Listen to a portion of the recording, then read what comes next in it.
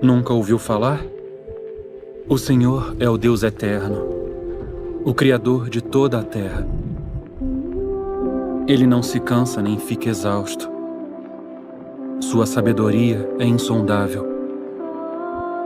Ele fortalece o cansado e dá vigor ao que está sem forças.